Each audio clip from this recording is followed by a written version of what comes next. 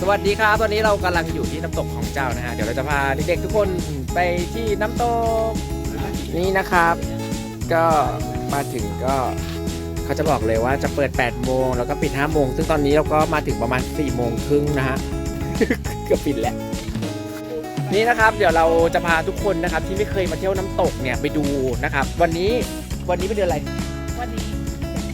ไม่ใช่ เราเดือนพฤษภาสำหรับคนที่จะมาเที่ยวน้ำตกมาเที่ยวเกาะกูดเดือน5 เดือนพฤษภาเนี่ยจะได้รู้ว่ามีน้ำตกเยอะหรือเปล่าเดี๋ยวไปดูกันนะครับอันนี้ก็จะเป็นทางนะครับต้องบอกว่าเดี๋ยวนี้มันเจริญมากขึ้นแล้วนะเพราะว่าสมัยก่อนเนี่ยตรงนี้ก็จะไม่ได้ทำทางแบบนี้นะฮะแถวใกล้ถึงน้ำตกได้ยินเสียงน้ำตกกันหรือเปล่าเราจะบอกว่านะครับใช้เวลาเดินไปทั้งหมด1 กิโลเราใช้เวลาประมาณ1 ชั่วโมงนะฮะไปถึง ล้อเล่นสำหรับคนที่มานะครับเขาใช้เวลาอยู่ที่ประมาณ10 นาทีก็เดินถึงแล้วนะครับบรรยากาศที่นี่คือแบบว่าสมบูรณ์มากทุกคนสุดๆอันนี้มาจนถึงครึ่งทางแล้วนะครับก็จะมีจุดทำบุญด้วยนะครับแล้วก็จะมีป้ายชี้ว่าเป็นน้ำตกคลองเจ้าอันนี้คือบรรยากาศที่แบบว่าสุดยอดของความเป็นธรรมชาติเลยนะครับทุกๆคนใครที่ยังไม่เคยมานะครับต้องมาแล้วเราก็จะมีทาง2 ทางให้เลือกนะฮะแต่เราเลือกทางนี้ดีกว่าเดี๋ยวพอหลังจากพฤษภานะครับตรงนี้ก็จะมีน้ำเยอะมากตอนนี้เป็นต้นพฤษภานะครับน้ำอาจจะยังไม่เยอะนะครับแต่ถือว่าเยอะแล้วนะครับเพราะว่าเป็นเริ่มแบบว่าช่วงต้นฝนและนี่ฮะทุกคนตอนนี้เรามาถึงแล้วและนี่ก็คือน้ำตกคลองเจ้าครับทุกคนสวยงามมาก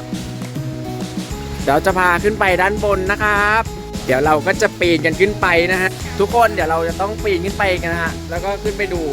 ที่ด้านบนนี่ครับเดี๋ยวเราจะขึ้นไปดูน้ำตกกันแล้วยูฮูนี่ครับว้าวก็ยังคงมีน้ำอยู่นะครับแล้วตอนนี้ก็เริ่มมีน้ำแล้วเพราะว่าถือว่าเป็นแบบว่าช่วงต้นฤดูฝนแล้วนะครับนี่เลยน้ำตกคลองเจ้าขึ้นมาแล้วเราก็จะมีความสุขแบบนี้ครับคือ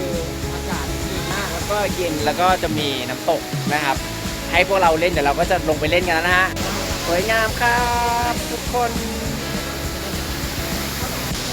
บรรยากาศครับเป็นไงน้ำเย็นไหม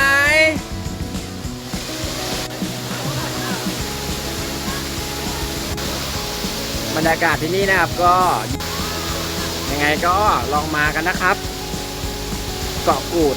ของเรามันกูดมากจริงๆฮะมีทั้งทะเลที่สวยงามแล้วก็มีน้ำตกที่แสนจะธรรมชาติบ๊ายบายเดี๋ยวจะพาไปดูทะเลกันนะครับตอนนี้ก็จบทริปน้ำตกแล้วนะฮะสวัสดี